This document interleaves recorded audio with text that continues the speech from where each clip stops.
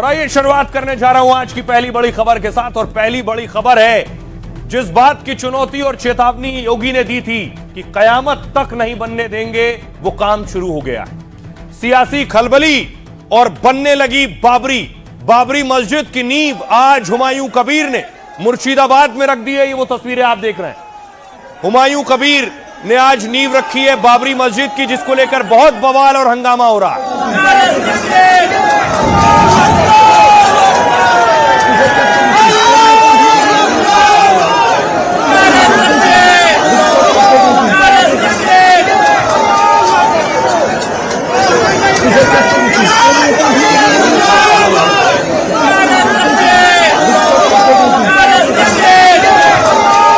आप देख रहे हैं मुर्शिदाबाद की, जहां हुमायूं कबीर मौजूद हैं और बाकायदा खुद उन्होंने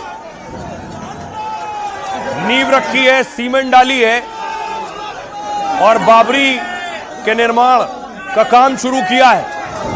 कल ही योगी आदित्यनाथ ने चुनौती भी दी थी। आज योगी आदित्यनाथ उत्तर प्रदेश विधानसभा में बजट के मौके पर पहुंचे थे और उनके साथ वित्त मंत्री ये बता देना चाहते हैं कि कयामत का दिन कभी नहीं आने वाला है और कभी नहीं आएगा, और इसलिए बाबरी ढांचे का पुनर्निर्माण कभी होना ही नहीं। कयामत के दिन के लिए मत जियो, कायदे से रहोगे तो फायदे में रहोगे। दूसरी तरफ देखिए हुमायूं कबीर ने इंतजाम क्या किए थे। हजारों लोग, मुर्शिदाबाद के आसपास के हजारों लोग पहुंचे थे आज बाबरी मस्जिद की नींव रखने के मौके पर।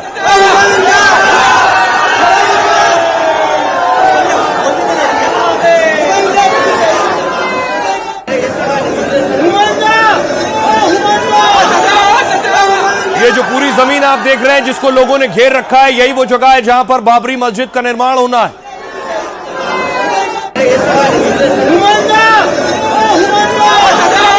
दूसरी तरफ देश के अलग अलग हिस्सों में विरोध भी हो रहा है। लखनऊ में आज विरोध हो रहा था। विश्व हिंदू राष्ट्रीय परिषद ने इसके खिलाफ सड़कों पर उतरा। कबीर मुर्दाबाद मुर्दाबाद मुर्दाबाद, कहीं नारायण कहीं नाम, जय श्री राम जय श्री राम, कहीं नारायण कहीं नाम, जय श्री राम जय श्री राम। बाबर के नाम पर खड़ा करके हिंदू मुस्लिम को फिर संघर्ष कराएं और लाखों हिंदुओं की हत्या करने की साजिश चल रही है। ये व्यवस्था इनकी है जो विश्व हिंदू रक्षा परिषद नहीं होने देगा। कहीं नारायण कहीं नाम, जय श्री राम। दूसरी तरफ बाबरी मस्जिद का डिजाइन आ गया है जो हुमायूं कबीर ने जारी किया है। हुमायूं दावा कर रहे हैं कि इस डिजाइन से नई मस्जिद का निर्माण होगा। उस मस्जिद के खिलाफ भी लोग हैं। बहुत से लोग कह रहे हैं केवल वोट बैंक के लिए, सियासत के लिए हुमायूं कबीर इस मस्जिद का निर्माण करा रहे हैं। और देखिए काम किस तरह से शुरू हुआ, ये पूरी साइड देख रहे हैं। यहीं पर बननी है मस्जिद। बाकायदा वहां जेसीबी लगाई जा चुकी है, कारीगर लगा दिए गए, काम करने वाले मजदूर लगा दिए गए।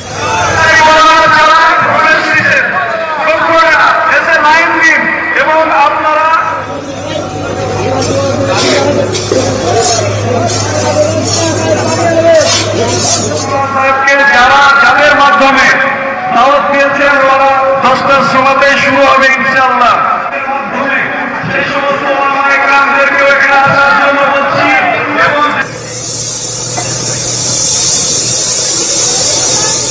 दूसरी तरफ लखनऊ में विरोध हो रहा है। हुमायूं का पुतला जलाया गया, हुमायूं की तस्वीरें जलाई गई हैं।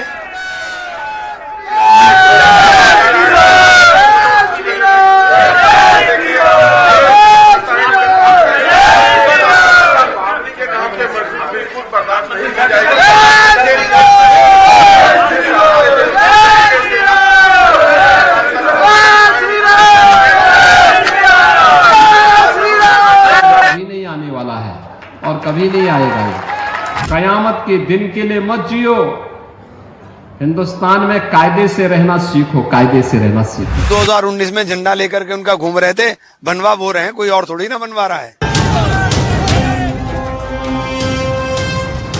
खूब सियासी वार पलटवार हुए, प्रदर्शन का ऐलान और एक्शन की चेतावनी दी गई, लेकिन हुमायूं कबीर नहीं माने।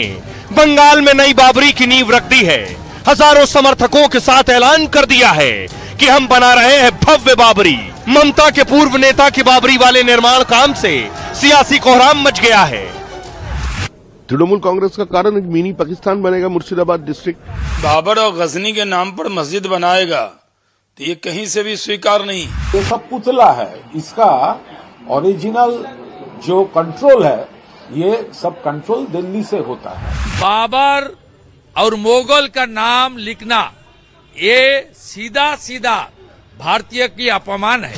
हर तरफ सवाल उठने लगे हैं कि क्या हुमायूं ने कयामत बुला ली है? क्या बाबरी के बहाने उन्होंने बंगाल में एक फसाद को हवा दे दी है? और ममता के गढ़ में इस बार विरोध और बवाल का केंद्र क्या मुर्शिदाबाद होगा?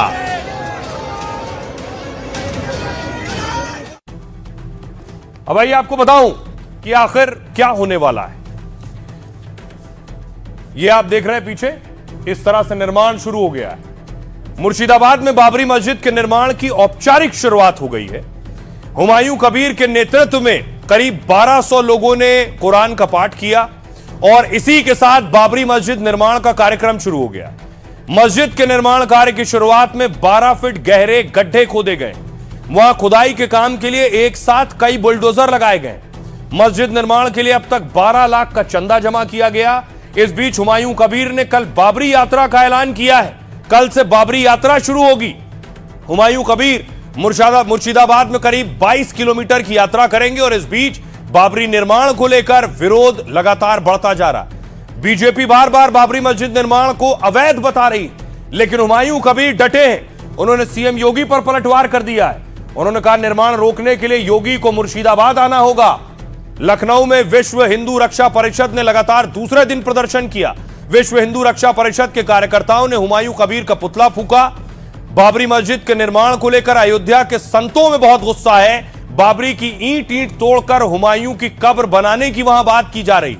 इसी बीच श्री कृष्ण जन्मभूमि संघर्ष न्यास के अध्यक्ष ने भी बड़ा बयान दिया है। फलाहारी महाराज ने हुमायूं कबीर की नाक काटने पर इनाम रख दिया है। फलाहारी महाराज ने इनाम में 21 लाख रुपए देने की घोषणा कर दी है। सुनिए जरा हुमायूं कबीर क्या कह रहे हैं और बीजेपी के नेता शुभेंदु अधिकारी क्या कह रहे हैं। जो विरोध कर रहा है उनसे हट जाइए। अपना अपना धर्म, अपने उनके लिए जो मंदिर, गिरजा, चर्च जो मर्जी बना लीजिए। कोई मेरा इस्लाम के तरफ में कोई विरोध नहीं करूँगा, लेकिन मेरा इस्लाम का हक है ये अल्लाह को खुशी करने के लिए, मेरा इबादत करने के लिए ये मस्जिद बनाने का। ममता रहेगी तो बाबर का नाम लिखा जाएगा। हुमायूं, वायसी, ये सब नौसाद आएगा तो बाबर का नाम लिखा जाएगा। तो मंदिर बनाएगा, मुसलमान मस्जिद बनाएगा अपने जमीन पर, अपने रुपया में, इसमें कोई किसी का दिक्कत नहीं। लेकिन बाबर और मुगल का नाम लिखना ये सीधा सीधा भारतीय की अपमान है।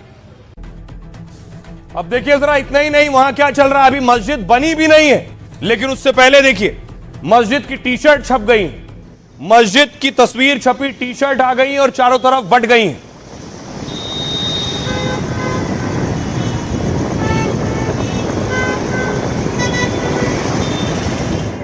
और दूसरी तरफ मस्जिद के मग भी आ गए।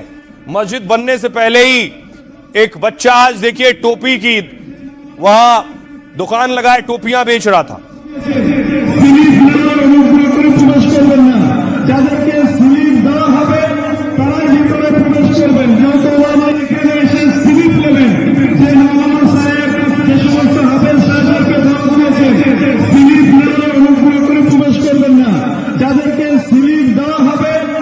देखिए जरा, इस पर सियासत भी खूब हो रही है। सियासतदान अपने अपने नफे और नुकसान के हिसाब से प्रतिक्रिया दे रहे हैं। क्या कह रहे हैं सियासतदान? कांग्रेस के सांसद इमरान मसूद कह रहे हैं देश में फिर से नफरत का माहौल फैलाने की कोशिश हो रही है। यह बीजेपी और टीएमसी के बीच की नूरा कुश्ती है। बाबरी के नाम पर मस्जिद नहीं बननी चाहिए। योगी कह रहे हैं कि कयामत तक बाबरी मस्जिद नहीं बनेगी, मगर क्या उन्हें कयामत का मतलब पता है? शहनवाज हुसैन कह रहे हैं बीजेपी नेता देश में कहीं भी मस्जिद बनाने पर कोई रोक नहीं, लेकिन बाबर या गजनी के नाम पर मस्जिद मंजूर नहीं है। हुमायूं कबीर को भले टीएमसी ने निष्कासित कर दिया है, लेकिन ममता बनर्जी जानबूझकर उन्हें मस्जिद के लिए उकसा रही हैं। कुणाल घोष टीएमसी नेता कह रहे हैं बाबरी मस्जिद को तोड़ना सही नहीं था। अगर कोई व्यक्ति कानूनी तौर पर मंदिर या मस्जिद बनाता तो यह उसका अधिकार है, लेकिन यह मुद्दा इसलिए उठ रहा है क्योंकि हुमायूं बीजेपी का एजेंट बन गया है।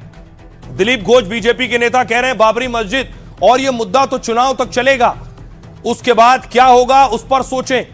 तारिक अनवर कह रहे हैं कांग्रेस नेता बाबरी मस्जिद का फैसला सुप्रीम कोर्ट पहले ही कर चुका है, इसलिए अब इस पर बहस करना व्यर्थ और समय की बर्बादी है।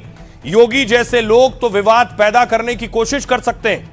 नंद किशोर गुर्जर बीजेपी नेता कह रहे हैं बाबरी मस्जिद कभी नहीं बनेगी और कयामत कभी नहीं आएगी। कुछ जिहादी मानसिकता वाले लोग ऐसा काम कर रहे हैं। अब्दुल कलाम, अब्दुल हमीद के नाम पर मस्जिद क्यों नहीं बनाते हैं? सुनिए जरा, सियासतदानों को दिखाऊं उससे पहले जरा तस्वीर देखिए। बाकायदा कैसे हुमायूं के खिलाफ एफआईआर करा दी गई, ये तस्वीर आप देख रहे हैं। हुमायूं कबीर के खिलाफ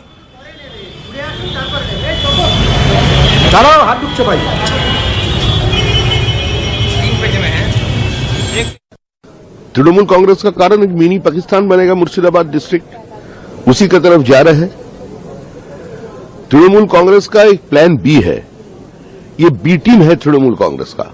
हुमायूं कबीर ही तृणमूल है, तृणमूल ही हुमायूं कबीर है। हुमायूं कबीर तृणमूल से अलग नहीं है, ये सस्पेंशन तक नाटक है। 2019 में झंडा लेकर के उनका घूम रहे थे, बनवा वो रहे हैं, कोई और थोड़ी ना बनवा रहा है। कौन बनवा रहा है? वही तो बनवा रहा है। वो कौन है? उसके पीछे फंडिंग कहां से आ रही है? क्यों नहीं जांच करा रहे हो? यहां छोटे छोटे मदरसों की जांच कराते हो, उसकी जांच नहीं करा रहे हो कि उसके पास कहां से पैसा आ गया?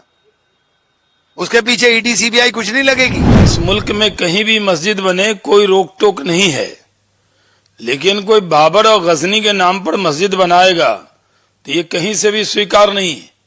हुमायूं कबीर टीएमसी का ही विधायक है, टीएमसी ने उसको निकाला जरूर है, लेकिन ममता बनर्जी जानबूझकर उसको बाबरी मस्जिद बनाने के लिए उकसा रही हैं और वो बना रहा है। पॉलिटिक्स में वो थोड़ा 2-3 बी टीम, सी टीम, डी टीम खड़ा कर देने का कोशिश कर रहे हैं। इसका ये सब पुतला है, इसका ओरिजिनल जो कंट्रोल है ये सब कंट्रोल दिल्ली से होता है। तो भाजपा यहाँ पर धर्म के नाम पे भेदाभेद का पॉलिटिक्स कर रहा है। हुमायूं कबीर के खिलाफ एफआईआर लिखवाने के लिए हम यहाँ पहुंचे हैं और इसलिए हुमायूं कबीर जो भरतपुर मुर्शिदाबाद से ताल्लुक़ रखते हैं, एमएलए हैं, उन्होंने राज्य की कानून व्यवस्था बिगाड़ने के लिए बाबरी मस्जिद का नाम इस्तेमाल कर इस राज्य की कानून व्यवस्था बिगाड़ने का प्रयास किया जा रहा है। अब देखिए, बात हो रही थी, योगी ने चुनौती दी थी। योगी आज लेकिन विधानसभा में थे। आज उत्तर प्रदेश का बजट पेश होना था, यूपी बजट के लिए योगी विधानसभा पहुंचे थे।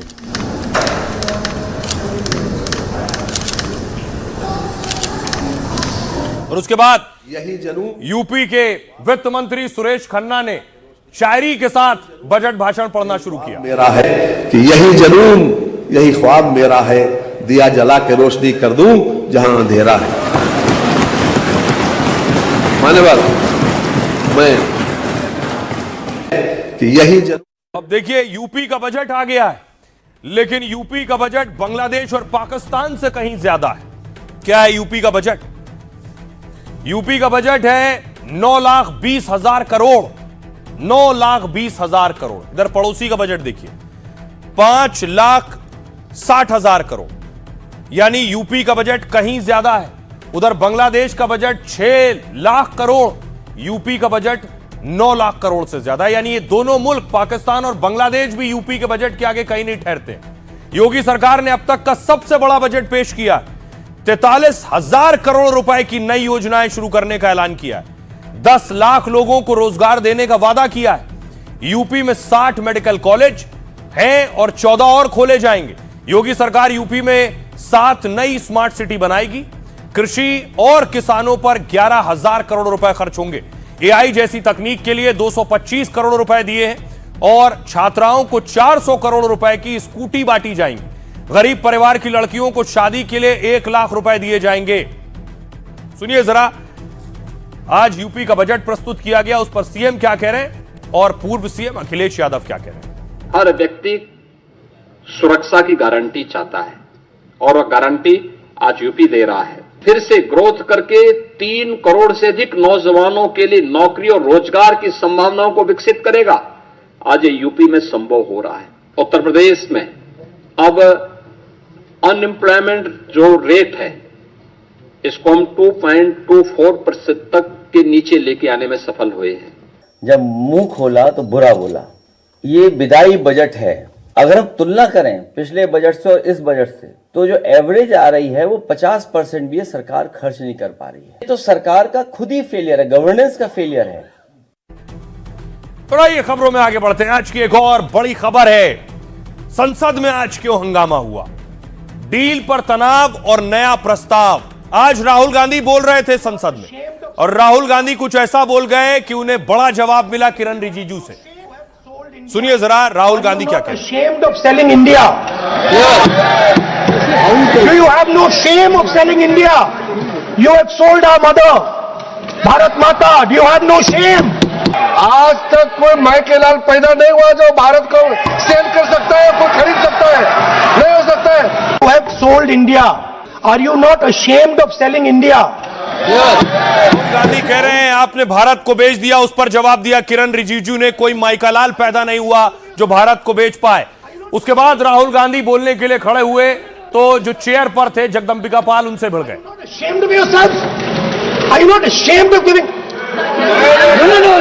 जो नॉनसेंस आपने यूज किया वो कार्रवाई का हिस्सा नहीं बनेगा। Nonsense is not appropriate. I did not use nonsense. You have used. Okay, so I won't use nonsense. हाँ तो please Sir, ashamed is not an abuse. नहीं There's nothing. In saying, "Are you not ashamed?" There is no abuse. Stop this type of nonsense. Rahul ने nonsense शब्द का इस्तेमाल किया, जिसे अमर्यादित माना गया और कहा गया सदन की कार्रवाई से बाहर किया जाए। सदन से कुछ और अच्छी तस्वीर भी आई। आज देखिए कल्याण बनर्जी थे अपनी सीट पर और क्या कह रहे थे जगदंबिका पाल से। सर, आप बाहर में हमको डार्लिंग बोल के पुकारता है, इधर टाइम नहीं देता है, क्या है सर? जरा टाइम तो दे दीजिए डार्लिंग को। सर दे दीजिए। सर, आप बाहर में हमको डार्लिंग बोल के पुकारता है, इधर टाइम नहीं देता है, क्या है सर? जरा टाइम तो दे दीजिए डार्लिंग को। कल्याण बनर्जी को आप सुन रहे हैं जो जगदंबिका पाल से कह रहे हैं कि बाहर मुझे आप डार्लिंग कहते हैं और यहाँ डार्लिंग को वक्त नहीं दे रहे हैं बोलने का। और वो तस्वीर भी आपको दिखाऊं जब वाकई दोनों बाहर मिल रहे थे संसद परिसर के बाहर। हो गया डार्लिंग अरे अब ठीक है।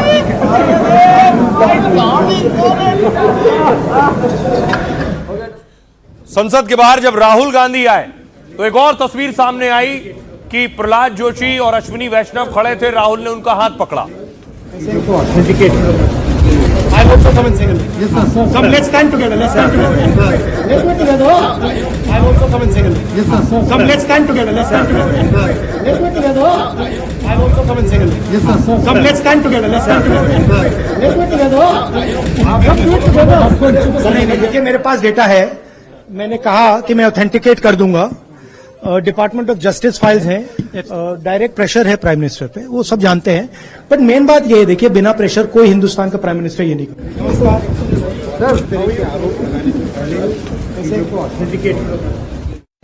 अब जो लड़ाई थी स्पीकर बनाम विपक्ष की, लड़ाई अब और बड़ी हो गई है, क्योंकि कांग्रेस पार्टी इस तैयारी में थी कि वो स्पीकर के खिलाफ अविश्वास प्रस्ताव लाएगी, लेकिन अब सरकार राहुल के खिलाफ विशेषाधिकार हनन का प्रस्ताव ला रही है। आज आरोप लगाया गया कि कांग्रेस पार्टी और विपक्ष के सांसदों ने गाली गलौज की है स्पीकर के रूम में जाकर। सुनिए। जब स्पीकर के चैम्बर में कम से कम 20-25 कांग्रेस के एमपीज जब घुसे तो मैं भी वहां गया, और जो गाली गलौज किया स्पीकर के साथ वो तो मैं आपको बता नहीं सकता हूं। जब स्पीकर को गाली गलौज कर रहे थे उस समय वेणुगोपाल जी भी थे, प्रियंका गांधी भी थी वहां पे, कांग्रेस के सीनियर लीडर थे, और वो भी मिला रहे हैं, इनकरेज कर रहे हैं। घटिया लोग हैं, कीचड़ में यदि पत्थर मारिएगा तो खुद ही कीचड़ लगेगा। नहीं, सब घटिया लोग हैं, इनको कुछ नहीं। अंदर थे सब लोग। क्या बात हुई सर? कुछ भी नहीं हुआ। स्पीकर साहब से अपनी पीड़ा को, अपने दर्द को बयान कर रहे थे बस। अब स्पीकर का ये ड्रामा है, आप बताइए ये कोई होने वाली बात है? झूठे इल्जाम लगा के असली मुद्दाओं को हटाने का तरीका ही ये स्पीकर के। अब देखिए सदन की लड़ाई और बड़ी हो गई है। एक तरफ अविश्वास प्रस्ताव, दूसरी तरफ विशेषाधिकार हनन। लड़ाई ये है कि स्पीकर के खिलाफ विपक्ष ने अविश्वास प्रस्ताव पेश किया। अविश्वास प्रस्ताव के नोटिस में कई खामियां पाई गई। सुधार के बाद दोबारा नोटिस दिया गया। संसद में इस पर 9 मार्च को चर्चा हो सकती है। 13 फरवरी बजट सत्र का आखिरी दिन है। अविश्वास प्रस्ताव का नोटिस 15 दिन पहले देना अनिवार्य है। 8 मार्च से सदन के दूसरे सत्र की कार्रवाई शुरू होगी। जब तक अविश्वास प्रस्ताव पर सुनवाई नहीं हो जाती है, ओम बिरला ने स्पीकर की कुर्सी पर न बैठने का फैसला किया है। अविश्वास पर बहुमत मिल जाए तो स्पीकर को पद छोड़ना पड़ता है। लोकसभा में 543 सीटें जिसमें 13 खाली हैं, यानी स्पीकर को हटाने के लिए चाहिए 266, लेकिन इंडिया ब्लॉक विपक्ष के पास 238 सांसद हैं। सभी मौजूद रहे और वोट करें तब भी बहुमत नहीं मिलेगा। प्रस्ताव गिरते ही ओम बिरला साहब स्पीकर की चेयर पर वापस आ जाएंगे। अब देखिए दूसरी तैयारी राहुल गांधी के खिलाफ यह है कि राहुल गांधी के खिलाफ सरकार विशेषाधिकार हनन प्रस्ताव लाएगी। राहुल पर सदन को गुमराह करने और बेबुनियाद बयान देने का आरोप है। केंद्रीय मंत्री किरण रिजिजू ने राहुल गांधी पर मर्यादा तोड़ने का आरोप लगाया है। कहा लोकसभा और राज्यसभा में संसदीय कार्यवाही के साफ नियम है। अगर कोई सांसद किसी अन्य सांसद पर गंभीर आरोप लगाता है तो उसे नोटिस देना होता है और आरोप साबित भी करना होता है। लेकिन राहुल गांधी ने सरकार और प्रधानमंत्री पर बेबुनियाद और झूठे आरोप लगाए। उन्होंने बिना तथ्य कहा मोदी ने भारत और भारतीय हितों को बेच दिया। बिना नोटिस दिए उन्होंने मंत्री हरदीप पुरी पर भी गंभीर आरोप लगाए। स्पीकर को लिखित नोटिस देकर ही विशेषाधिकार हनन प्रस्ताव रखा जाता है। नोटिस पर स्पीकर तय करते हैं कि यह मामला विशेषाधिकार हनन का है या नहीं। जरूरत पड़ने पर केस विशेषाधिकार समिति को भेजा जा सकता है। समिति जांच करती है। दोषी पाए जाने पर सजा की सिफारिश होती है और सजा में सदन की चेतावनी या फटकार शामिल हो सकती है। गंभीर मामले में निलंबन और सदस्यता रद्द भी हो सकती है। अत्यंत गंभीर मामलों में सांसद को जेल भी जाना पड़ सकता है। सुनिए जरा अब इस पर क्या कुछ कह रहे हैं सियासतदान। हम राहुल गांधी के खिलाफ विशेषाधिकार हनन प्रस्ताव का नोटिस लाएंगे। राहुल ने सदन को गुमराह करने की कोशिश की और बेबुनियाद बयान दिए। लोकसभा और राज्यसभा में कार्रवाई के बहुत साफ नियम हैं। जब कोई सांसद दूसरे सदस्य पर गंभीर आरोप लगाना चाहता है तो आपको नोटिस देना होगा और आरोप को साबित करना होगा। हमने अपील की है कि राहुल गांधी को सदन बुलाया जाए ताकि वो अपनी बातों को साबित कर सकें। जो किसानों के साथ हुआ है, डेटा के साथ हुआ है, डिफेंस के साथ हुआ है, एनर्जी सिक्योरिटी के साथ हुआ है, कोई प्रधानमंत्री नहीं कर सकता है।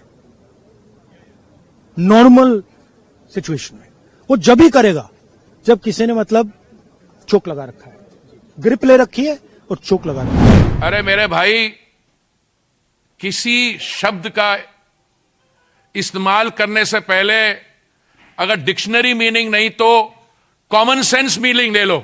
ये जो करते हैं इसकी एंटरटेनमेंट वैल्यू नहीं है। एंटरटेनमेंट वैल्यू काफी है। दरअसल पिछले कई दिन से हंगामा हो रहा था कि राहुल गांधी को बोलने का वक्त दिया जाए।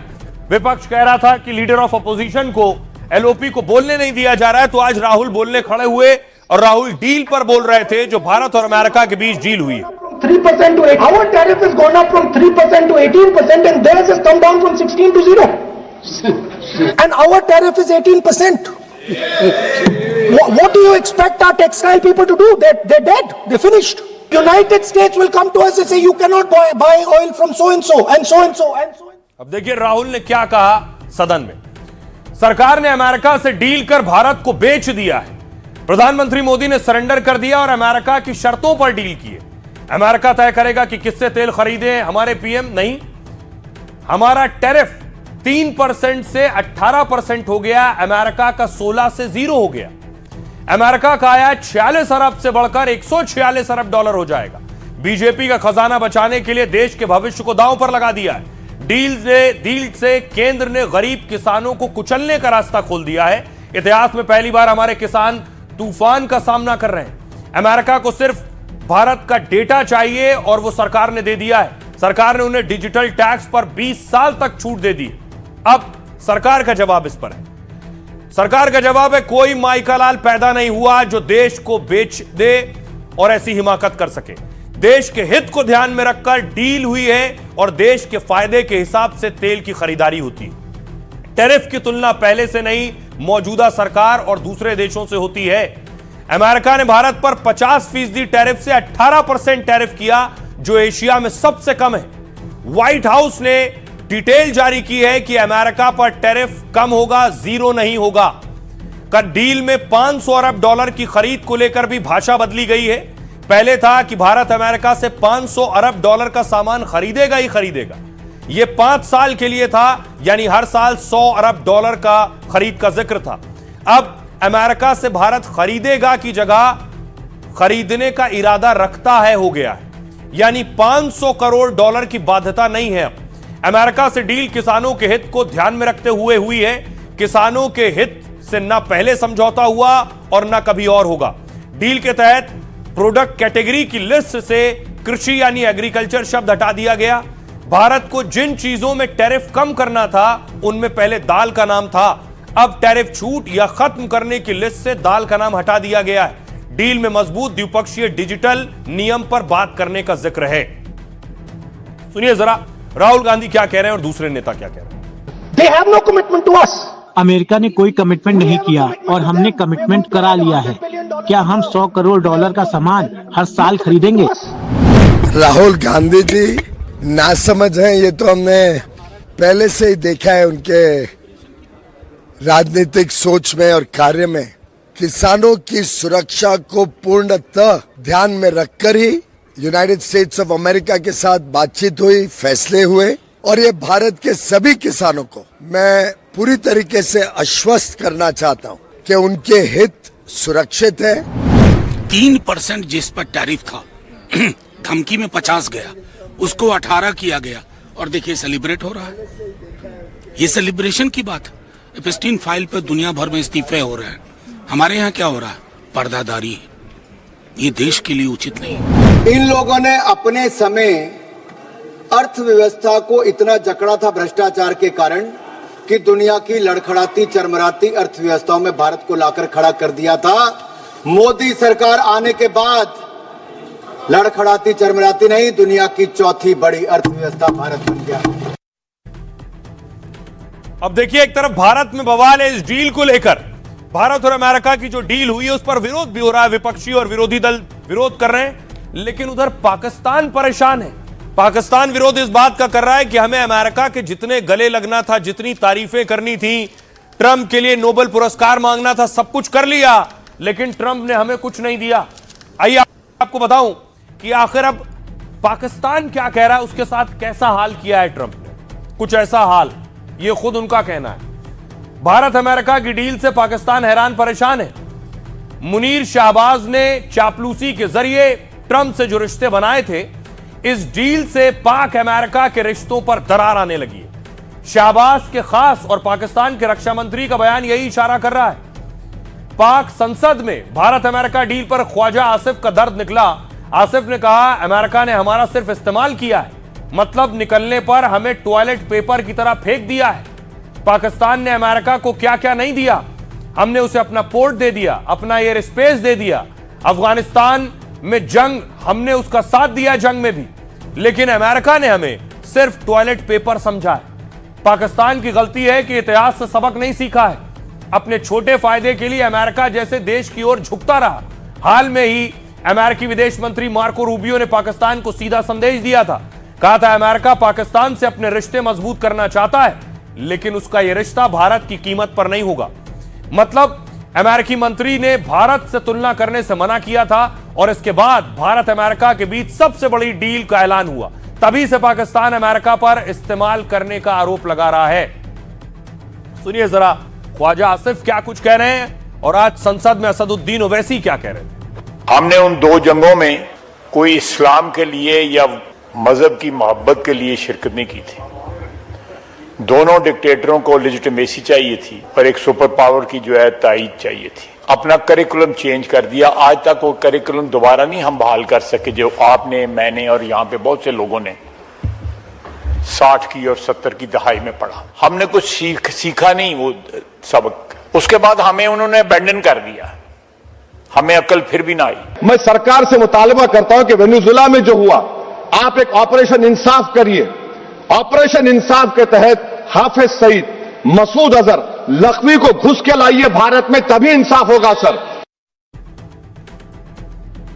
दूसरी तरफ आपको बताऊं कि एक तरफ संसद में हो रहा था, दूसरी तरफ एक और बात पर घमासान हो रहा था। 150 साल पूरे हो गए वंदे मातरम को लेकर, तो एक नया दिशा निर्देश सामने आया है कि सभी स्कूलों में राष्ट्रगान से पहले अब वंदे मातरम गाना होगा।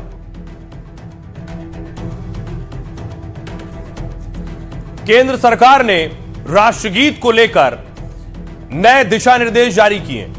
सरकारी कार्यक्रमों, स्कूल या दूसरे आयोजन में बजाया जाएगा। सभी स्कूलों में दिन की शुरुआत राष्ट्रगीत बजाने के बाद होगी। वंदे मातरम के दौरान हर व्यक्ति का खड़ा होना जरूरी होगा। अगर किसी कार्यक्रम में राष्ट्रगान भी गाया जाना है तो जनगण से पहले वंदे मातरम गाया जाएगा।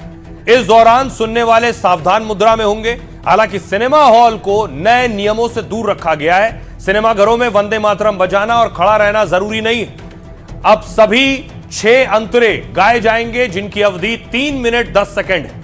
अब तक मूल गीत के पहले 2 अंतरे ही गाए जाते थे। दरअसल 1937 में सुभाष चंद्र बोस को नेहरू ने चिट्ठी लिखी थी। चिट्ठी में वंदे मातरम को लेकर नेहरू जी ने कई शंकाएं जाहिर की थी। उन्होंने लिखा था कि पृष्ठभूमि और भाषा मुसलमानों को असहज करती है। इसकी भाषा ऐसी है कि बिना डिक्शनरी के समझना मुश्किल है। उस समय वंदे मातरम को लेकर देश में सांप्रदायिक तनाव बढ़ रहा था। नेहरू जी को यह विवाद एक संगठित साजिश का हिस्सा लगता था। इसी मुद्दे पर उन्होंने रविंद्रनाथ टैगोर से सलाह लेने की बात लिखी थी। अक्टूबर 1937 में कांग्रेस वर्किंग कमेटी ने 6 में से 4 पैरा हटा दिए थे। इस बैठक में गांधी जी, नेहरू जी, पटेल जी और बोस साहब सहित कई वरिष्ठ नेता शामिल थे। आइए अब आपको बताऊं कि इस पर सियासतदान क्या कह रहे हैं। सियासतदान इसे अपने अपने चश्मे से देख रहे हैं। किसी का कहना है कि सरकार अपने एजेंडे के हिसाब से काम कर रही है। किसी का कहना है कि आखिर वंदे मातरम से किसी को क्यों दिक्कत होगी। संजय जायसवाल कह रहे हैं बीजेपी के सांसद कांग्रेस ने जिन्ना को खुश करने के लिए कुछ लाइन हटा दी थी। 150 साल पूरे होने पर उन लाइन को फिर से शामिल किया जा रहा है। यह बहुत सकारात्मक कदम है। इससे देश का माहौल अच्छा होगा। टीएमसी के डोला सेन सांसद कह रही हैं जो रविंद्रनाथ जी ने लिखा हम उसे ही मानते हैं। मोदी और शाह जी चाहे कितनी भी कोशिश कर ले, हम उन्हें रविंद्रनाथ जी से ऊपर नहीं मानेंगे।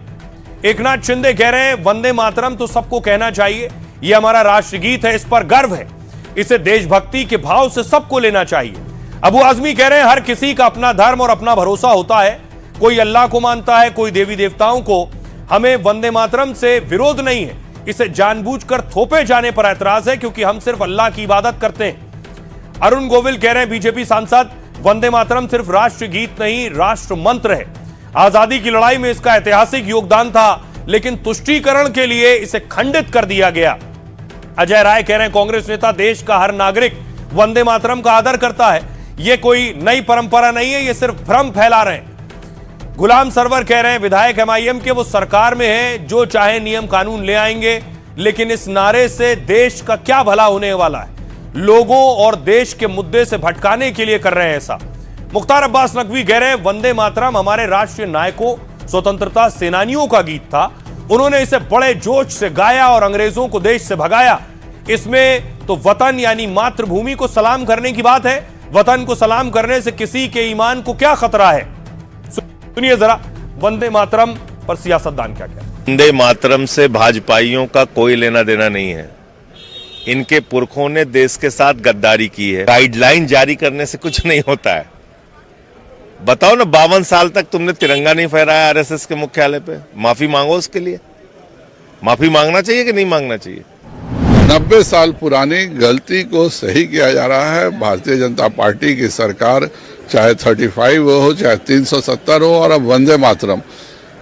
अब पहले के कांग्रेस के जितने पाप हैं उन सब को धोने का कार्य भाजपा कर रही है। जब वंदे मातरम पर चर्चा हो रही थी पार्लियामेंट में, तो उनकी एक तो सच्चाई सामने आई थी कि क्या सच्चाई है वंदे मातरम के पीछे। दूसरी बात दूसरी बात सामने आई थी कि उनको वंदे भारत और वंदे मातरम में डिफरेंस ही नहीं पता था भारतीय जनता पार्टी वालों को। तो वो अब उनके जितनी बार सुनेंगे उनको डिफरेंस पता चलेगा कि वंदे मातरम क्या है और वंदे भारत क्या है। जो वंदे मातरम को लेकर जो जिन लोगों की जो सांप्रदायिक असहिष्णुता है, स्पृश्यता है, वो निश्चित तौर से इस बात को स्वीकार ही नहीं कर पा रहे हैं कि मादरे वतन को सलाम करने से, मादरे वतन की स्तुति करने से किसी के ईमान को खतरा नहीं है। अगर जिनका ईमान वंदे मातरम के गाने से खतरे में है, उससे ज़्यादा बेईमान कोई नहीं। देखिए, पहले से ही वंदे मातरम असेंबली में पढ़ा जाता है और लोग खड़े होकर के उसको सुनते हैं। कुछ लोग पढ़ते हैं, कुछ लोग नहीं पढ़ते। हर धर्म को अपना अपना धर्म अपनाने का पूरा कानून है इस देश के अंदर। हमारा धर्म जो है, मुस्लिम धर्म में सिर्फ एक ही अल्लाह के आगे सर झुकाना है। मैं अगर ये अपनी आस्था छोड़ दूं, धर्म छोड़ दूं, तो मैं पापी हो जाऊंगा मेरे धर्म के मुताबिक। तो ये थोपना ठीक नहीं है। आइए इस लड़ाई के बाद एक और जुबानी लड़ाई की तरफ आपको लिए चलता हूं। लड़ाई है ठकुराइन बनाम पंडिताइन की लड़ाई। एक तस्वीर जो सबसे ज्यादा वायरल हुई, अब इसका दूसरा पक्ष भी आ गया है। यह तस्वीर बैंक कर्मी जो बार बार कह रही है ठाकुर हूं मैं।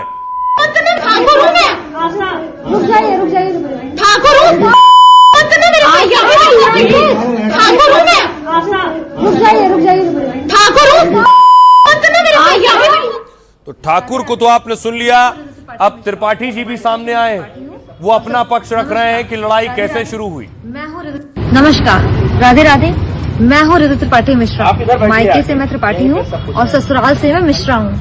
वही ऋतु त्रिपाठी जिनके बारे में सो कॉल्ड ठाकुरगढ़ जो यहाँ पर जिनकी बेइज्जती की गई वो मैं हूँ। जिसके परिवार की इज्जत गई वो मैं हूँ। जिसको गालियाँ सुनाई गई वो मैं हूँ।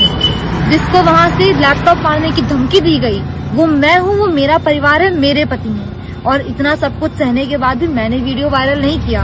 मैं दूसरों की तरह झूठे वीडियो वायरल करके रानी लक्ष्मीबाई बनने की चाहत नहीं है मेरे अंदर। मैं ब्राह्मण हूँ, मुझे इस बारे में गर्व है और मेरी आप सभी से एक प्रार्थना है कि प्लीज, मैं इस कानपुर की बेटी हूँ, इस ब्राह्मण बेटी की इज्जत बचाएं, मुझे सपोर्ट करें, मेरी मदद करें। अगर गलत नहीं हूँ मैं तो मेरी। दूसरी तरफ वो तस्वीर जो बता रही है कि आखिर लड़ाई शुरू कैसे हुई थी। लड़ाई एक पक्ष दिखाया गया, दूसरा पक्ष क्या था सुनिए।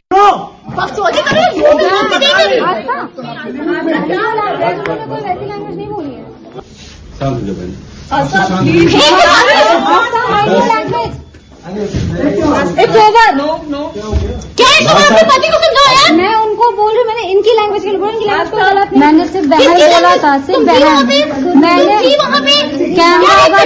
कैमरा अगर हो अगर उसमें सुनाई दो मेरी लैंग्वेज नहीं सुधार पाएगी।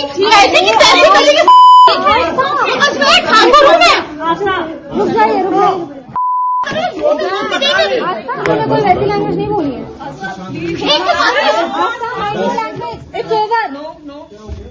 अपने पति को समझाओ यार। मैं उनको बोल रही, मैंने इनकी लैंग्वेज के लिए मैंने सिर्फ बहन बोला था, सिर्फ बहन। मैंने ठाकुर हूँ मैं। रुक जाइए ठाकुर हूँ।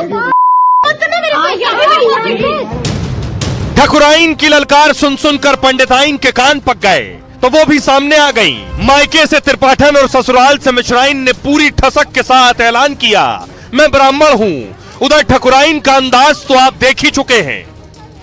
मैं ब्राह्मण हूँ, मुझे इस बारे में गर्व है। मैं ठाकुर हूँ, मैं छत्राणी हूँ, मुझे इस बात पे गर्व है और आज भी है। सियासत में जाति पर जंग पुरानी रवायत है, लेकिन ये लड़ाई अनूठी है, कुछ अलग तरह की। फ्लेवर वही पुराना, लेकिन कलेवर और तेवर दोनों एकदम नए। ठाकुर जी और मिश्रा जी वाली बात पुरानी है, अब तो आमने सामने ठकुराइन और मिश्राइन है। अब देखिए जरा, दोनों का पक्ष आमने सामने आ गया है। अब तक एक तरफा लड़ाई नजर आ रही थी। क्या है दोनों का पक्ष? दरअसल वायरल ठाकुर गर्ल मामले में नया मोड़ आया है। अब एक दूसरी महिला ने वीडियो जारी किया है। इस महिला का नाम है ऋतु त्रिपाठी मिश्रा। ऋतु त्रिपाठी मिश्रा ने वीडियो में ब्राह्मण कार्ड खेला। ऋतु कह रही हैं इस ब्राह्मण बेटी की इज्जत बचाएं। ये वही ऋतु हैं जिनके पति पर ठाकुर गर्ल भड़की थी। ऋतु त्रिपाठी भी उसी बैंक में कर्मचारी हुआ करती थी। उन्होंने अपने और पति के अपमान का आरोप लगाया। ऋतु ने सफाई दी कि वीडियो उन्होंने वायरल नहीं किया है। इससे पहले वायरल ठाकुर गर्ल आस्था की सफाई आई थी। उन्होंने ऋतु के पति पर बदजुबानी के आरोप लगाए थे। कहा था मैं तुम्हारी अकड़ और सारी गर्मी निकाल दूंगा। आस्था ने कहा अपमान वाली भाषा बर्दाश्त नहीं हो सकती। उन्होंने कहा मैं ठाकुर हूं और मुझे इस बात का गर्व है। सुनिए जरा दोनों पक्षों को क्या कह रहे हैं दोनों। ब्राह्मण हूँ, मुझे इस बारे में गर्व है और मेरी आप सभी से एक प्रार्थना है कि प्लीज, मैं इस कानपुर की बेटी हूँ, इस ब्राह्मण बेटी की इज्जत बचाएं, मुझे सपोर्ट करें, मेरी मदद करें। अगर गलत नहीं हूँ मैं तो मेरी मदद करें। अगर मुझसे पूछा जाएगा कि तुम किस जाति को हो जो इतनी अकड़ है, तो मुझे अपना अपने आप को बताना पड़ेगा। मुझे कुछ भी इसमें शर्मिंदगी नहीं है कि मैं छत्री हूँ। मैं छत्री हूँ और मुझे इस बात पे गर्व है। मैं हूँ ऋतु त्रिपाठी मिश्रा। मायके से मैं त्रिपाठी हूँ और ससुराल से मैं मिश्रा हूँ। वही ऋतु त्रिपाठी जिनके बारे में सो कॉल्ड ठाकुरगढ़ जो यहाँ पर जिनकी बेइज्जती की गई वो मैं हूँ। जिसके परिवार की इज्जत गई वो मैं हूँ। जिसको गालियां सुनाई गई वो मैं हूँ। जिसको वहाँ से लैपटॉप मारने की धमकी दी गई वो मैं हूँ। वो मेरा परिवार है, मेरे पति हैं। और उन्होंने मुझसे सीधे आकर के कहा था कि मैं तुम्हारी गर्मी निकाल दूंगा, मैं तुम्हारी हेकड़ी खत्म कर दूंगा और मैं तुम्हारी सारी हेकड़ी निकाल दूंगा, महिला कांस्टेबल बुलाऊंगा, तुम्हें जेल कराऊंगा। और आइए खबरों में आगे बढ़ते हैं। एक दिल दहला देने वाली खबर, कैसे एक तांत्रिक ने लोगों से कहा कि धन वर्षा होगी, पैसों की बारिश होगी, लेकिन उसके लिए कुछ देना पड़ेगा। मौत के लड्डू वाला बाबा जिससे मैं आपको मिलवाने जा रहा हूं, यह गाड़ी आप देख रहे हैं, इस गाड़ी में 3 लाशें मिली, एक नहीं 3 लाशें इस गाड़ी में मिली और तीनों को मारने का आरोप बाबा पर है। उनमें से 2 ये हैं, इनका नाम रणधीर है और इनका नाम शिव नरेश है। इनका शव भी इसी गाड़ी में मौजूद था और देखिए बाबा ने कैसे किया। ये एआई वीडियो है जिसके जरिए हम आपको बताने की कोशिश कर रहे हैं। बाबा पर आरोप है कि उसने लड्डू दिया, लड्डू में क्या जहर था।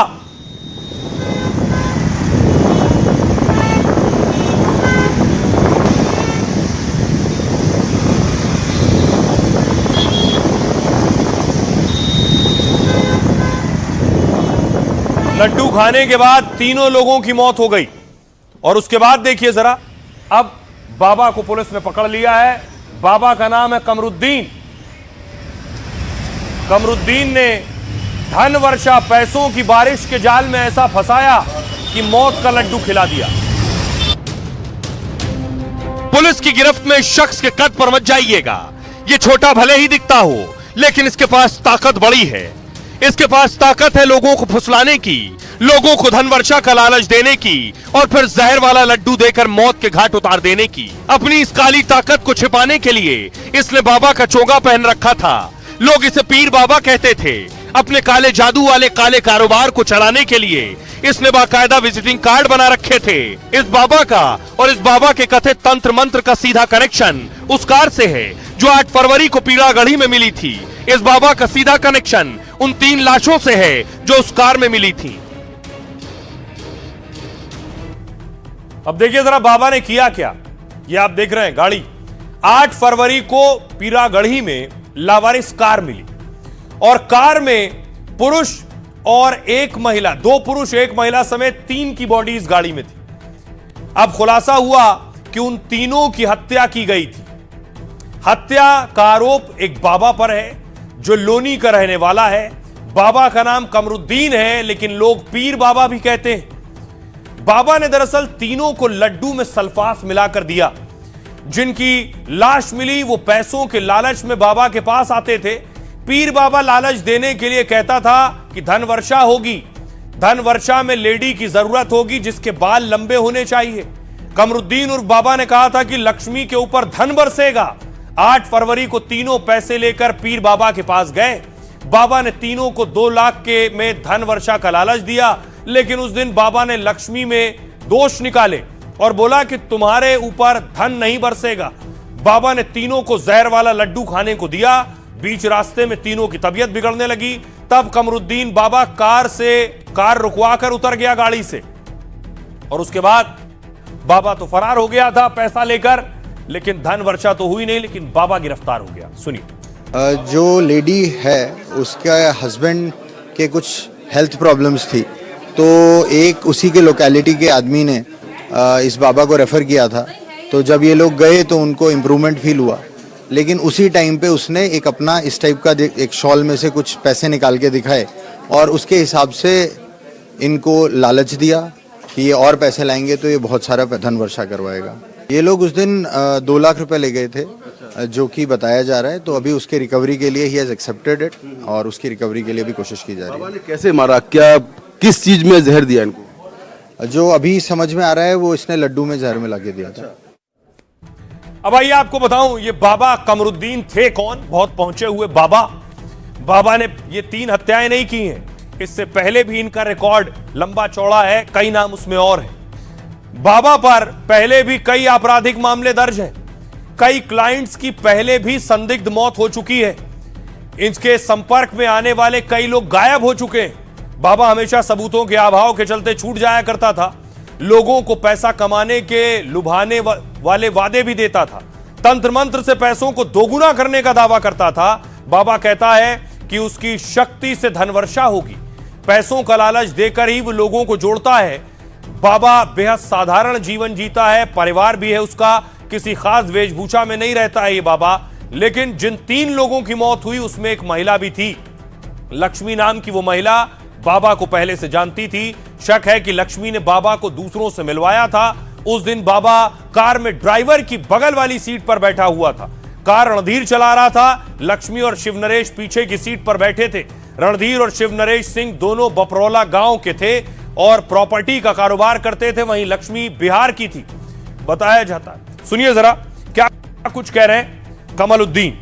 हम जाते ही नहीं थे उधर, पहली बात तो हम कैसे बता देंगे, हमने देखा, हम नहीं जाते थे, हमें तो बस यही तक का मतलब है, अपनी दुकान तक बस यही का देखना, भालना, अंदर का घर का करना, छोटे छोटे बच्चों इनका खाना पीना करना। हमें इतना टाइम कहाँ जो हम वहाँ जाकर देखेंगे ना, हमसे भी आज तक कोई इन्होंने ऐसी बात की हमसे, ना हमें कभी बताई। मंत्र विद्या का आरोप लग रहा है, तो जी इसमें कुछ सच्चाई आप देखती हैं? नहीं, मुझे नहीं दिखती। अब उन्होंने देखी होगी तो भाई उन्हें पता हो, ये पुलिस वाले जाने और जो करने वाला है वो जाने। मैं ये नहीं कह रही कि इल्जाम गलत है, बस मैं ये कह रही हूँ कि जो हमारे परिवार वाले जो सदस्य हैं वो छूट के आ जाएं और जो उनकी वो है भैया वो ही देखें। आप ये चाहती हैं मतलब कमरुद्दीन अपना वो खुद देखें, आपके हस्बैंड जो है उनका इससे लेना देना नहीं है? मेरे हस्बैंड का नहीं है इससे लेना देना कुछ भी, हस्बैंड का क्या, मेरे पूरे परिवार का लेना देना नहीं है इससे। जिन्हें आप सुन रहे थे ये बाबा कमरुद्दीन की बहू थी। खबरों में आगे बढ़ते हैं। आज की एक और बड़ी खबर है जो अबूझ पहेली बन गई है। गाड़ी का एक्सीडेंट हुआ लेकिन ड्राइवर कौन, ये सब ढूंढ रहे हैं। कौन चला रहा था करोड़ों रुपए की लैम्बोर्गिनी, कानपुर में जो हादसा हुआ है। तस्वीर देखिए, ये साहबजादे हैं, तंबाकू कारोबारी के सुपुत्र जो गाड़ी चला रहे थे लैम्बोर्गिनी, लेकिन गाड़ी से निकले भी यही। तस्वीर देख रहे हैं, गाड़ी से बाउंसर निकाल रहे हैं। इसे फुल स्क्रीन लीजिए जरा। बाउंसर को देख रहे हैं आप, गाड़ी से शिवम को बाहर निकाल रहे हैं। और अगर ध्यान से देखिए तो ये ड्राइविंग सीट है, ड्राइविंग सीट से खींचकर बाहर निकाला जा रहा है शिवम। ये तस्वीर चीख चीख कर कह रही है कि गाड़ी शिवम ही चला रहा था। लेकिन आपको जानकर ताज्जुब होगा कि कोर्ट में जो शख्स पेश हुआ वो कह रहा है गाड़ी मैं चला रहा हूं। वो शख्स कह रहा है, जिसका नाम मोहन है, कह रहा था कि मैं ही ड्राइवर था उस दिन गाड़ी का, गाड़ी मैं चला रहा था।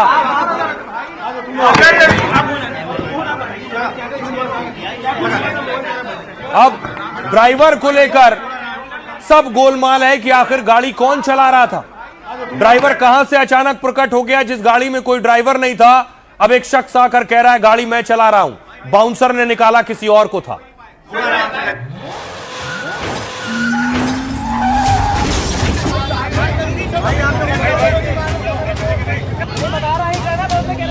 कानपुर में करोड़ों की लैम्बोर्गिनी ने जब से लोगों को टक्कर मारी है तभी से ड्राइवर वाली सीट का गोलमाल थमने का नाम नहीं ले रहा।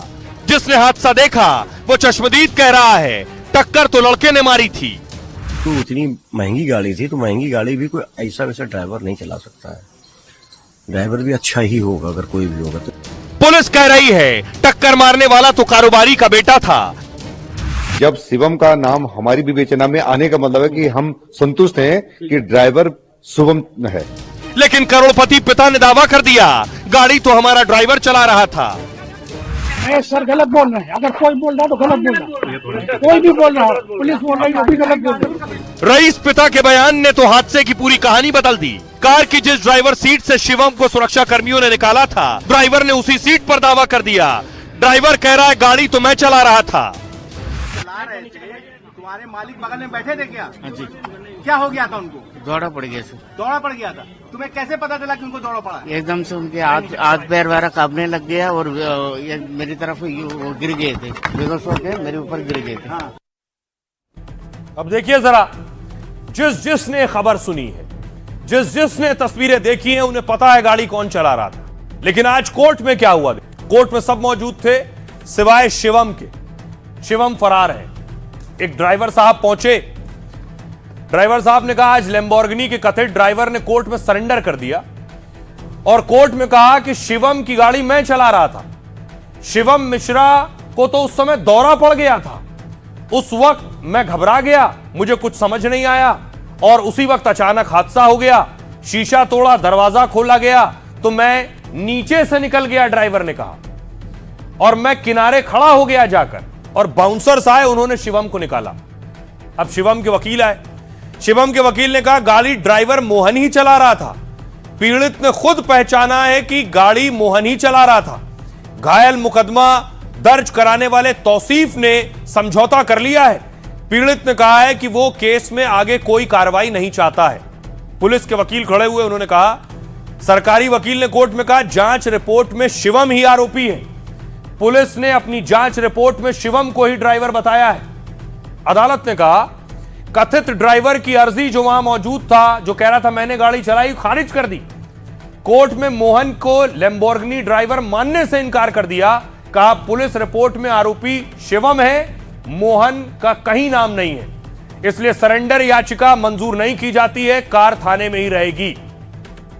सुनिए जरा शिवम के वकील क्या कह रहे हैं और सरकारी वकील क्या कह रहे हैं। महत्वपूर्ण बातें हैं। जो वाहन निर्मुक्त करने का प्रार्थना पत्र है उसमें टेक्निकल रिपोर्ट आने के बाद सुनवाई होगी। सुनवाई के लिए दूसरा जो मोहन के सरेंडर करने का प्रार्थना पत्र था उस पर उन्होंने पुलिस आख्या का आधार लेते हुए ये कहा है कि इनके लिए चूंकि कोई रिपोर्ट पुलिस की नहीं आई है इसलिए हम न्यायिक परीक्षा में नहीं लेंगे।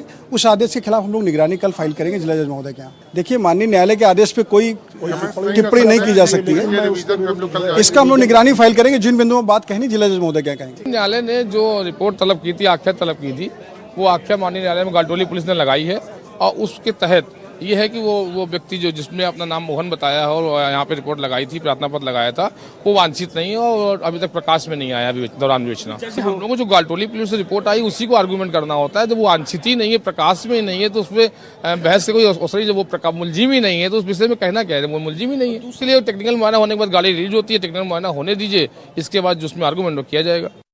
और आपने देख लिया क्या कुछ दलीलें दी गई, लेकिन गाड़ी चला कौन रहा था एक तस्वीर दिखाता हूं, आप ध्यान से देखिए। ये गाड़ी है सीसीटीवी। आगे अगर आप देखिए तो सिर्फ एक सीट पर एक शख्स बैठा है, ड्राइविंग सीट पर, दूसरी सीट खाली है। अंदर गाड़ी में लाल रंग की सीटिंग है और साफ साफ नजर आ रहा है एक ही ड्राइवर है, इसमें दो लोग बैठ सकते हैं। एक सीट उस पर शिवम बैठकर गाड़ी चला रहा था। लेकिन क्या रईस कारोबारी ने सब गोलमाल कर दिया? अब देखिए जरा कौन क्या कह रहा है और साफ साफ पता चल रहा है क्या हो रहा है। सबसे पहले सबूत मैं आपको दिखाता हूं। पहला सबूत देखिए, कौन गाड़ी चला रहा था इसका सबूत। हादसे के ठीक बाद वीडियो जांच में शामिल किया गया है ये सबूत। इस वीडियो में बाउंसर शिवम को निकालते दिख रहे हैं। पुलिस का दावा है उसे ड्राइविंग सीट से निकाला गया है। पुलिस ने अपनी जांच में वीडियो को शामिल किया है। वीडियो में कोई दूसरा शख्स भी कार में दिख नहीं रहा। अब ये देखिए गाड़ी अंदर से लाल सीटिंग, अभी मैंने तस्वीर भी आपको दिखाई, दूसरी सीट खाली थी सीसीटीवी में। हादसे के बाद कई प्रत्यक्षदर्शियों के बयान सामने आए जिसमें शिवम ही लैम्बोर्गिनी कार चला रहा था। पुलिस ने 10 से ज्यादा प्रत्यक्षदर्शियों के बयान दर्ज किए हैं। इन सभी ने बताया है कि कार शिवम मिश्रा ही चला रहा था। तीसरा सबूत, शिवम की मोबाइल की लोकेशन हादसे वाली जगह मिली है। पुलिस ने इलेक्ट्रॉनिक सबूत के तौर पर भी इसे शामिल कर लिया है। चौथा सबूत, हादसे से पहले लैम्बोर्गिनी कार, एक सीसीटीवी इसका सामने आया है जो मैं आपको दिखा रहा हूं। यह सीसीटीवी नगर निगम का था जिसमें पूरा हादसा कैद हो गया। इस फुटेज में कार में सिर्फ एक ही शख्स नजर आ रहा है। पुलिस ने जांच रिपोर्ट में सीसीटीवी फुटेज भी शामिल किया है। पांचवा सबूत, पीड़ित तौसीफ ने हादसे के बाद थाने में एफआईआर दर्ज करवाई थी। बयान में उसने कहा ड्राइविंग सीट पर सिर्फ एक ही शख्स था। वीडियो देखकर तस्दीक किया कि कार शिवम ही चला रहा था। तौसीफ के इस बयान को भी जांच रिपोर्ट का हिस्सा बनाया गया है। सुनिए जरा पुलिस क्या कुछ कह रही है और पिता क्या कह रहे हैं। वो तो उनका कहना है कि ड्राइवर चला रहा था, लेकिन हमारी विवेचना, जब शिवम का नाम हमारी विवेचना में आने का मतलब है कि हम संतुष्ट हैं कि ड्राइवर शुभम है। तो वो कुछ भी बोलते रहे कि हमारी जांच, जो हमारे पास सीसीटीवी फुटेज है और जो हमारी विवेचना में, यार विवेचना में विवेचना में नाम आने के बाद ही उनका नाम जो है उसमें एफआईआर में लिया गया है। शिवम और ड्राइवर 2 आदमी उस गाड़ी को टेस्टिंग के लिए ले गए, तो ओनर गुम्बे से जिस तरीके से तोड़ के शीशा, उसका शीशा खोला, तो अंदर हाथ डाल के जैसे भी दरवाजा खोला, बहुत मुश्किल से दरवाजा खुला। जैसे दरवाजा खुला तुरंत ड्राइवर भी बहुत घबरा गया था, उतर के बाहर आया और उसने उनको पकड़ के खींचने की कोशिश की। ड्राइवर छोटा था, नाटा था, खिसक गया। पीछे वो लोग जो हमारे सिक्योरिटी थे, हम तुरंत पकड़ के उसी बेहोश की हालत में, उसी हालत में उनको निकाला। मैं सर गलत बोल रहे हैं, अगर कोई बोल रहा तो गलत बोल रहा, कोई भी बोल रहा, पुलिस बोल रही है, गलत बोल रही। अब देखिए जरा, गाड़ी करोड़ों रुपए की, मालिक करोड़पति अरबपति, तो फिर पर तो ढूंढने से भी नहीं मिलेगा। अब ये हैं कौन? कानपुर में कार से कुचलने वाले आरोपी का नाम है शिवम मिश्रा। शिवम कानपुर के तंबाकू कारोबारी केके मिश्रा के सुपुत्र हैं। तंबाकू कारोबारी केके मिश्रा 2 साल पहले भी चर्चा में आए थे, जब आयकर विभाग ने उनकी कंपनी बंशीधर तंबाकू पर छापा मारा था। तब 5 राज्यों में कंपनी 20 ठिकानों पर आयकर का छापा पड़ा था और इस दौरान शिवम अपनी लग्जरी गाड़ियों की वजह से सुर्खियों में आया। तब दिल्ली में मौजूद कोठी से 100 करोड़ से ज्यादा की कारें मिली थी। इनमें 60 करोड़ से ज्यादा कीमत की लग्जरी कारें शामिल थी।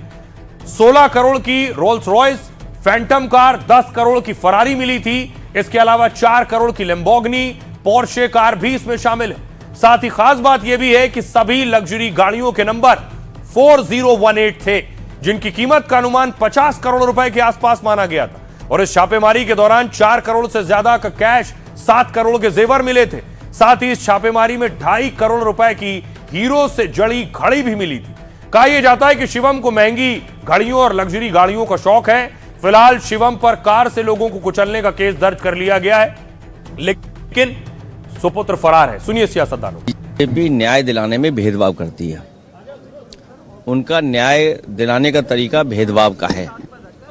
वो न्याय नहीं दिलाते हैं, हर न्याय में भेदभाव करते हैं। देखिए, विपक्ष इस मुद्दे पर अपनी राजनीति कर रहा है कि पुलिस अपना काम कर रही है, कानून के तहत पुलिस अपना काम कर रही है। पुलिस ने जो नामजद अभियुक्त है शिवम। आइए खबरों में आगे बढ़ते हैं। अगर आपके बच्चे स्कूल में पढ़ते हैं और 12वीं का एग्जाम देने जा रहे हैं सीबीएसई का, तो ये खबर आपके लिए। सीबीएसई 12वीं की कॉपियां अब डिजिटली चेक होंगी। कैसे, आपको बताऊं कि सीबीएसई आखिर किस तैयारी में और डिजिटल कॉपियां कैसे चेक की जाएंगी। कुछ ऐसे, सीबीएसई 12वीं की बोर्ड परीक्षा 17 फरवरी से 10 अप्रैल तक होनी है। इन परीक्षाओं से पहले कॉपी की जांच पर बड़ा आदेश जारी हुआ। इस बार सीबीएसई 12वीं की कॉपियां डिजिटल तरीके से जांच करवाएगी। इसके लिए परीक्षा केंद्र पर उत्तर पुस्तिका के सभी पन्ने स्कैन किए जाएंगे। पहले कॉपी हाथ से चेक होती थी, अब इन कॉपियों को स्कैन किया जाएगा, उन्हें कंप्यूटर सिस्टम पर अपलोड किया जाएगा। 1 करोड़ कॉपियों के लगभग 32 करोड़ पन्ने स्कैन करके अपलोड होंगे। जो परीक्षक हैं इन्हीं डिजिटल कॉपियों की जांच करके फिर नंबर देंगे। इससे मूल्यांकन तेज होगा, समय पर नतीजे घोषित हो सकेंगे, नतीजों में गलतियां खत्म होंगी, अंकों की गिनती ऑटोमेटिक हो जाएगी। 32,000 स्कूलों को निर्देश जारी हुए हैं कि इसे लेकर तैयारी पूरी करें। सीबीएसई से जुड़े स्कूलों में काम करने वाले शिक्षकों को ट्रेनिंग भी दी जाएगी। डिजिटल चेकिंग के लिए स्कूल में कंप्यूटर लैब अनिवार्य है। किसी भी समस्या के समाधान के लिए कॉल सेंटर बनाए जा रहे हैं और सीबीएसई बोर्ड की तरफ से निर्देशात्मक वीडियो भी जारी किए जा रहे हैं। नियम सिर्फ 12वीं के लिए है। 12वीं की 10वीं की कॉपियां पहले की तरह ही जांची जाएंगी। फिलहाल सीबीएसई 12वीं की कॉपियों की डिजिटल जांच की तैयारी शुरू कर चुकी है। आइए अब बारी है लाइफ का फंडा की। जिसके पास सब्र और शालीनता होती है वो न सिर्फ सबका भरोसा जीतता है बल्कि जिंदगी की बड़ी बड़ी चुनौतियों पर भी विजय पा लेता है। भारत के सबसे भरोसेमंद बल्लेबाज और कोच राहुल द्रविड़ इसकी एक बहुत बड़ी मिसाल है। क्रिकेट में सबसे ज्यादा रन का रिकॉर्ड भले ही सचिन तेंदुलकर के नाम हो, लेकिन सबसे ज्यादा गेंदें खेलने और पिच पर टिके रहने का रिकॉर्ड राहुल द्रविड़ के नाम है, क्योंकि द्रविड़ के अंदर कमाल का धैर्य और पेशेंस है। शोएब अख्तर जैसे तेज गेंदबाज कहते हैं हम 150 किलोमीटर की रफ्तार से गेंद फेंकते हैं, पर द्रविड़ बड़ी सहजता से उसे डिफेंस कर देते हैं। हम उनके शरीर को निशाना बनाते हैं, रन बनाने का मौका तक नहीं देते हैं, लेकिन उन्हें कोई फर्क नहीं पड़ता था। उनमें ऐसा धैर्य था कि वो गेंदबाजों और विरोधियों को ही थका देते थे और मानो गारंटी देते थे जब तक मैं हूं भारत न झुकेगा और न हारेगा। इसलिए उन्हें द वॉल और मिस्टर भरोसेमंद कहा गया। हर भारतीय क्रिकेटर की तरह उनका सपना भी वर्ल्ड कप जीतना था। खिलाड़ी के रूप में वो विश्व चैंपियन नहीं बन सके तो टीम इंडिया के कोच बने। 2023 के वर्ल्ड कप फाइनल में टीम हार गई, लेकिन द्रविड़ ने तब भी धैर्य नहीं छोड़ा। वो टीम के साथ मजबूती से खड़े रहे और 2024 में T20 वर्ल्ड कप की ट्रॉफी जिताकर ही दम लिया। इसके बाद भी द्रविड़ हमेशा शालीन और विनम्र बने रहे। द्रविड़ ने एक बार कहा था, मेरे नाती पोते शायद मेरे खेल या रिकॉर्ड को याद ना रखें, लेकिन वो इतना जरूर याद करेंगे कि मैंने सचिन तेंदुलकर के साथ खेला। द्रविड़ ने अपने खेल और व्यवहार से जिंदगी का बड़ा फंडा दिया। कामयाबी मिले तो अति उत्साहित मत होइए और नाकामी मिले तो निराश मत होइए। सब्र रखिए, आपकी मेहनत आपकी तकदीर बदल सकती है। तो जहां से जो अच्छा हासिल हो उसे अपनाएं, अपनी जिंदगी में उतारें। अपना और अपनों का बहुत बहुत ख्याल रखिए। रुक रहे हैं एक ब्रेक के लिए।